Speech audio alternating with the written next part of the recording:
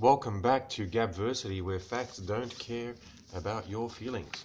So what I thought I would do is talk about Tikopia as we were lifting some weights. Now, if you guys remember, hey, Scott, my friend, if you guys remember, and CM, Cassie Mitchell, we were talking about, what were we talking about? Excuse me for a moment. Sorry.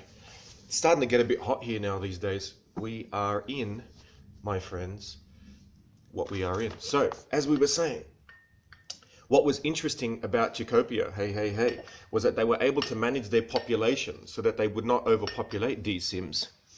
And what's interesting is that when the Christian missionaries were able to, I guess, bring them forward by stopping their suicide, infanticide, abortion, coitus interruptus, all that stuff, the population went up by 50%.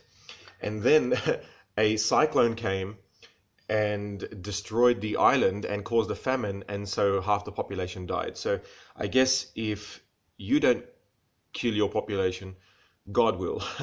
That was the moral we learnt from the last lesson, which was very sad. So where are we here? 1929, of 1278 people to 1753 people by 1952, which is really funny because, for 3,000 years, their population had only grown by an average of 1.4% per year, and they were always trying to keep it at zero for island sustainability. So it's quite hilarious that that was able to happen. So very, very interesting stuff. Anywho, so let us keep going. Okay, now let's have a look at what we're doing. Royal Aurelius. Okay, British Solomon Islands colonial government responded to immediate crisis by sending food, and then dealt with the long-term problem by permitting or encouraging Tikopians to relieve their overpopulation by resettling into less populated Solomon Islands. So there you go. Tikopia's chiefs limit the number of Tikopians to reside on their island by 1,115 people, which we mentioned last time. Okay, which is interesting. So now instead of Magduda, instead of killing everyone, what they do now is they just send them over to the Solomon Islands. So we're diverting the problem. Good morning, young, awesome gentlemen. Okay. So let's have a look here. Excuse me. Let me try and get an angle where I'm not blinded by the sun. Okay. So, yes, it was not invented all at once, but developed over the course of nearly 3,000 years. The island was first settled around 900 BC by the Lapita people, ancestral to the modern Polynesians. That's pretty cool. Okay, those first settlers made a heavy impact on the island's environment. Yeah, so we've said this before, that they learned the hard way, just like we humans did, but we humans as in we Europeans. But they obviously learned it a lot faster. They learned it a lot earlier than us, and they were able to sustain the island, which was quite amazing. Okay. They cleared forest by burning it, which is crazy. Where are we here? They feasted on breeding colonies of seabirds, land birds, fruit bats, fish, shellfish, and sea turtles. Within 1,000 years, they wiped out 5 bird species. So they were sort of like us, going around the world destroying it. They're like, this is awesome, free food, free everything, let's live the life. Well, they lived it and they destroyed the place. They also eliminated all fruit bats pretty much. A 300% decrease in fish and birds, and a 1,000% decrease in shellfish, and a decrease in the maximum size of giant clams and turban shells. Crazy stuff. So basically they wiped out the big ones. All right, so by the time we reached 100 BC, the economy began to change as those initial food sources disappeared or were depleted. Over the course of the next 1,000 years, charcoal accumulation ceased and remains of native almonds appeared. I guess they realized, holy crap, we've got to do something, because they were running out of food, so they started feasting on the almonds.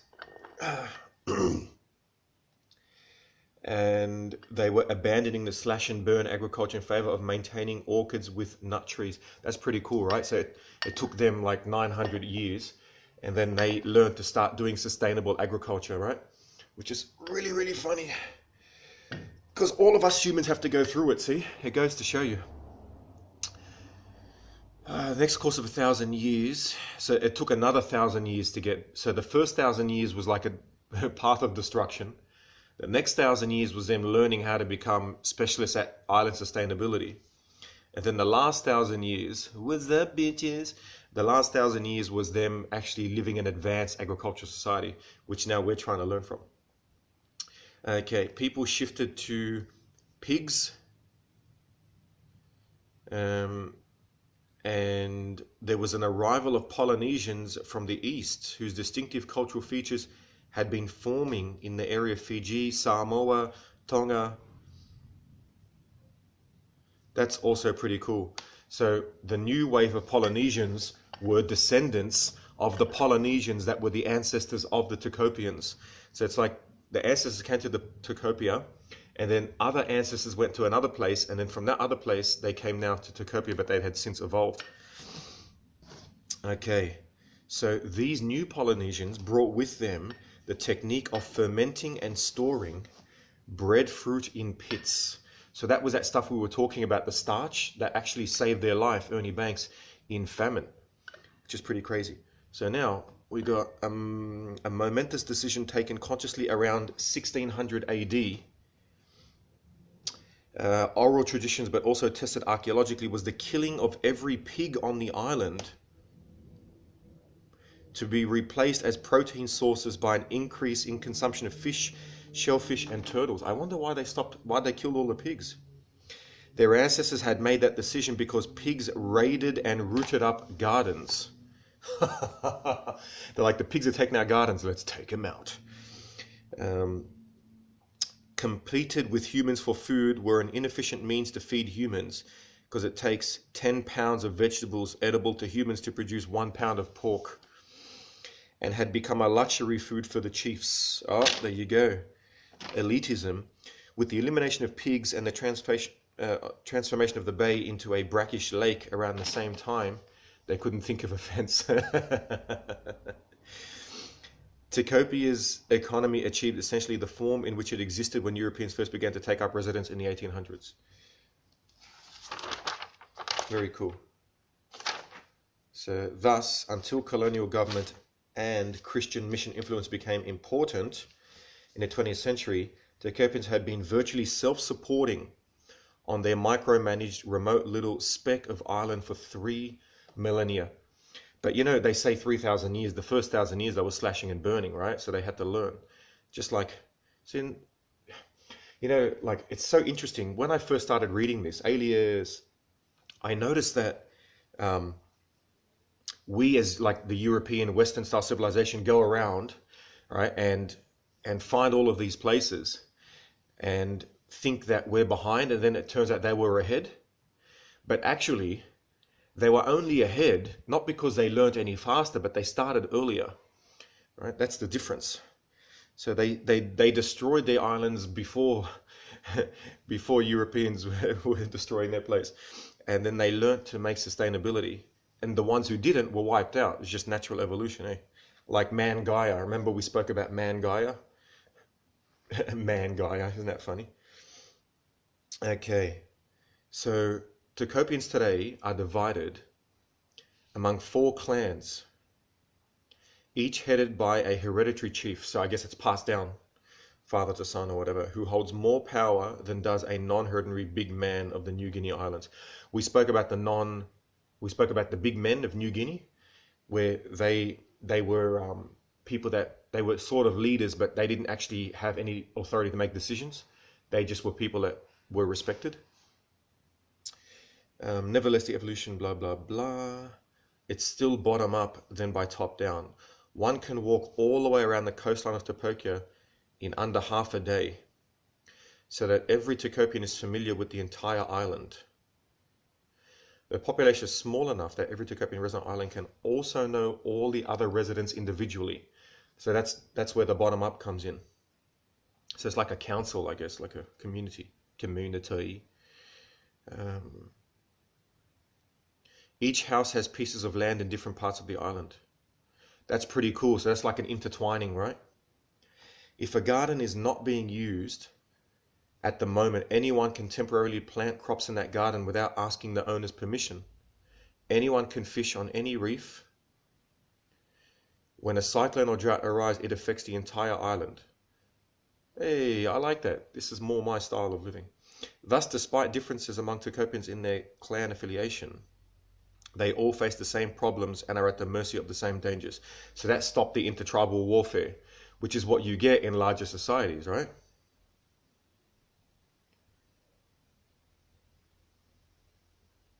Which is like, that's why EU is why it was so unstable.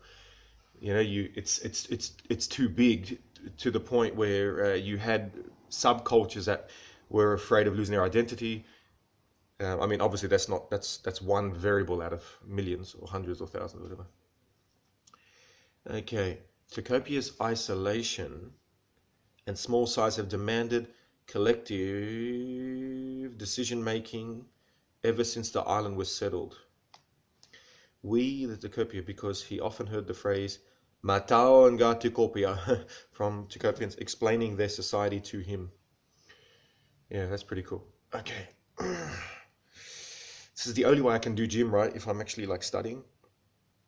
Tokopia chiefs do serve as overlords of clan lands and canoes, and they redistribute resources. There you go. There's a bit of your socialism there. By Polynesian standards, Tokopia is among the least stratified chieftains with the weakest chiefs. Okay, maybe that's why they're able to survive. Chiefs and their families produce their own food and dig their own gardens, as do commoners. I love that. I love that. Having a leadership without elitism. How awesome is that? Sorry, just 1 second. Chiefs and their families produce their own food and dig in their own gardens, blah, blah, blah. In first word, ultimately, the mode of production is inherent in the social tradition, of which the chief is merely the prime agent and interpreter. It's sort of like a constitution. He and his people share the same values, an ideology of kinship, ritual, morality, reinforced by legend and mythology. Okay, his elders, his fellow chiefs, the people of the clan, and the members of his family are all imbued with the same values and advise and criticize his actions. I love that. Oh my God. Talk about having some humility, right? Man, our leaders could learn from it. Dig your own garden, you bastard. Dig your own garden, you bastard. Yeah, that's exactly right. Thus, the role of Tokopian chiefs represents much less top-down management than does the role of the leaders of the remaining society that we shall now discuss. And which one was that? Okay, now we're going to move to the last part of this success, which is the society that has 100,000 times more people than Tokopia. Have a guess which one it is? It is a powerful central government, has one, industrial first world economy, highly stratified society, presided over by a rich and powerful elite, and a big role of top-down initiatives in solving environmental problems. Tonga? Not bad, I guess. Nope. And it is a country before 1868. Now we've got to do the triceps. Okay, forgive me. Let me... Japan's long history of scientific forest management is not well known to Europeans and Americans. So there you go. So it turns out these guys were pretty advanced even before the West came. All right, where are we?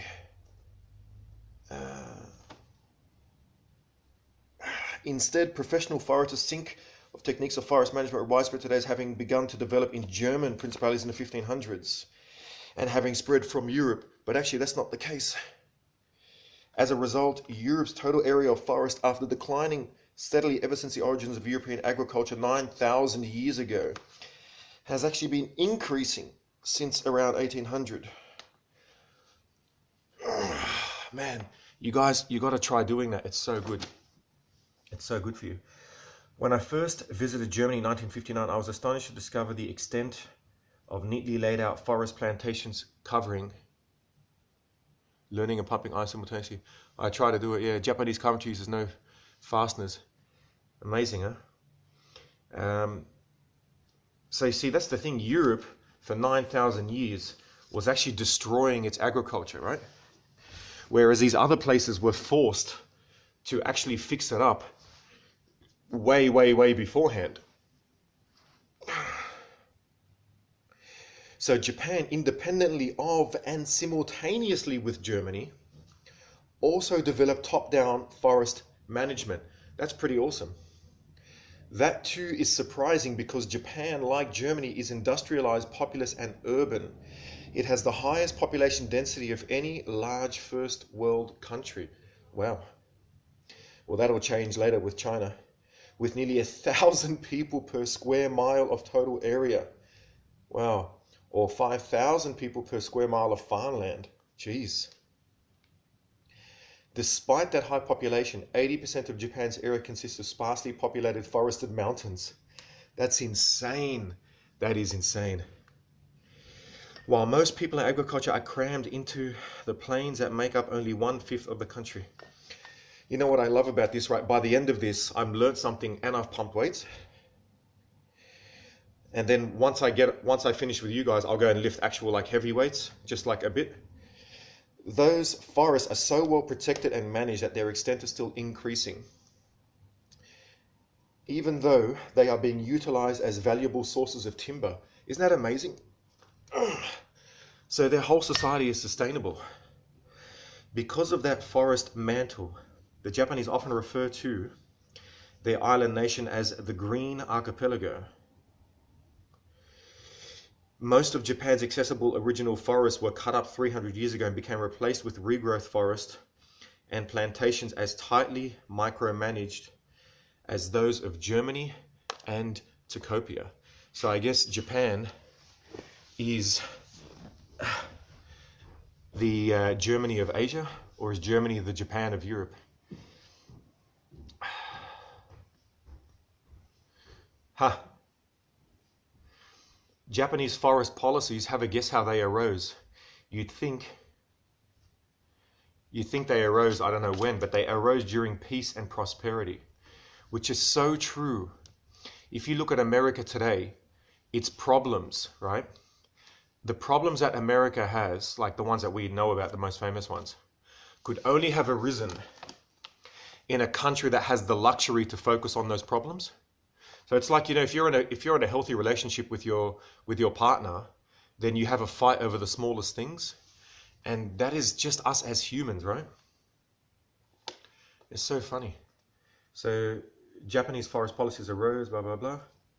150 years, beginning in 1467, Japan was convulsed by civil wars as the coalition of powerful houses had emerged.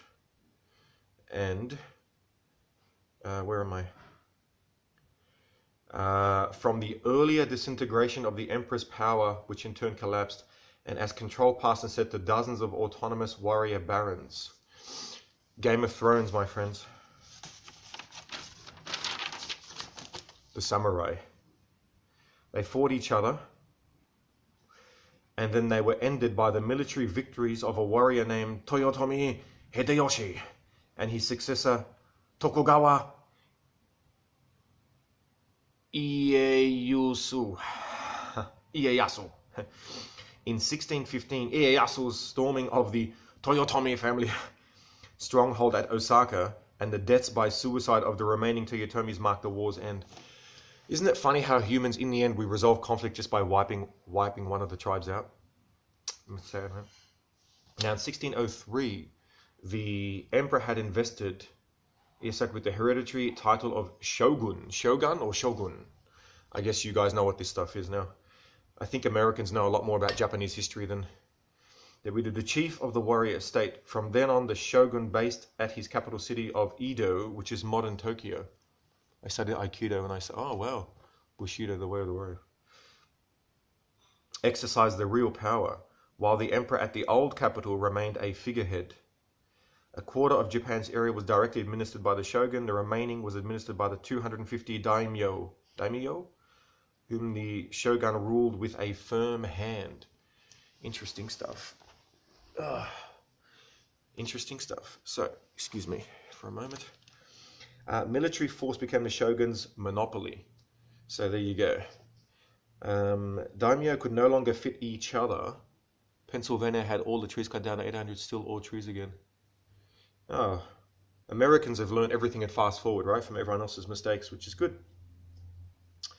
So they needed the shogun's permission to marry, to modify their castles, or to pass on their property in inheritance to a son. What the hell is that about? The years from 1603 to 1867 are called the Tokugawa era, during which a series of Tokugawa shoguns kept Japan free of war and foreign influence.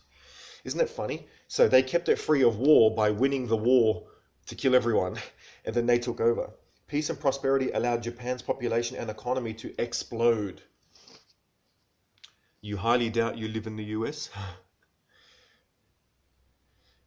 Within a century of the war's end, population doubled because of a fortunate combination of factors. Peace, freedom from disease, which was afflicting Europe, because Japan had ban on foreign travel or visitors. So Japan had a ban on all immigration and emigration. And by doing that, they actually didn't suffer from any of the diseases. So there you go. There is some utility in that type of extreme behavior. Increased agricultural productivity as a result of the arrival of two productive new crops, potatoes and sweet potatoes. Reclaiming of marsh, improves flood control, increased production of irrigated rice. You know what's amazing? You left Japan to its own devices, and they're just naturally really successful. So who knows if it was the success of America or their own success, which is what brought them to becoming, basically a superpower. While the population as a whole thus grew, cities grew even faster. By 1720, Edo, which is modern-day Tokyo, became the world's most populous city. Can you believe that? Peace and strong centralized government brought a uniform currency and uniform system of weights and measures. The end of toll and customs barriers, road construction, and improved coastal shipping, all of which contributed to a trade boom within Japan. Oh, you gotta love the Japanese. But Japan's trade with the rest of the world was cut to almost nothing. So even on their own, they were able to just completely make themselves into a crazy power. That stuff, to me, I find quite fascinating, my friends. Does anyone find that fascinating, or is it just me? But Japan's trade with the rest of the world was cut to almost nothing. Recovers when we know we threaten environment. Yeah, it's interesting, huh? Portuguese navigators bent on trade and conquest, having rounded Africa to reach India in 1498. Hey, Scott, what are you sorry for? That everyone should strive for. Fat finger. It's all right. Better to have a fat finger than a fat head, like I don't know who, cartoon characters. But Japan's trade with the rest of the world cut. Portuguese navigators bent on trade and conquest, having rounded Africa to reach India, advanced to the Moluccas in 1512, China in 1514, and Japan in 1543. Interesting. Well, my good friend Royal Aurelius, that is definitely an example of a top-down based society. And everything was good until 1543, when the Portuguese, who had now taken China and the Moluccas, now were coming to Japan. Ooh. They introduced guns to Japan, and then they brought Catholic missionaries. And of course, look what happened. You gotta love this. So hundreds of thousands of Japanese converted to Christianity, but the Christians started competing with each other. This is hilarious. This is the story of Babel. This happens everywhere. Yeah, I was listening last night to the fall of the Mycenaeans. Messed it up, yeah. I was listening to the Mycenaeans, how they collapsed. I was listening to the Aegean Holocaust as I was working. Every single place in the world, right? All of us are descendants of basically people who were either subdued by or superior to a population in that area. And every single time you had a mass population, it would fragment. Every time it fragments every time. This is why I'm not concerned, when people say, oh, they're scared that Arabs are going to take over the world and all this stuff. No one can, because even in 100-year vision, right? Yes, someone can take over. After 100 or 200 years, they always fragment every time. So friars were trying to Christianize Japan as a prelude to a European takeover. So then in 1597, the Japanese crucified 26 Christian converts to from whatever the Japanese faith was. So when Christian daimyo then tried to bribe or assassinate government officials, the shogun concluded that Europeans and Christianity posed a threat and got rid of it. Well, they were sort of right, weren't they? The arrival of apparently innocent traders and missionaries in China and many other countries, the threat foreseen was real. That's really funny. So then in 1614, Christianity became banned, and they began to torture and execute missionaries and any converts who refused to leave Christianity. Sort of worked, right? In 1635, they forbade Japanese travel overseas, and they forbade Japanese ships to leave Japan's coastal waters. And then he expelled all remaining Portuguese from Japan 4 years later. There you go. That was the Donald Trump of 1635 Japan. Whether you like that or not, that's what happened. Yeah. Another 5 minutes. Oh, sick. No, I still got too much more to go. Damn it. I said this was the final lecture, but it ain't the final lecture. Unfortunately, I'm going to have to go, guys. I'm getting called. But that's quite interesting. The name of this book, it's called, it's by Diamond and Gamage. Diamond, like diamond, and Gamage, Gammage, and it's 2005, and type in society in Google. Diamond Gamage Society 2005, and you'll find the book. It's like How Societies Collapse or something. Anyway, guys, always a pleasure, man. Gabversity, facts don't care about your feelings, my feelings, about Christianity, about Japan. It's quite interesting.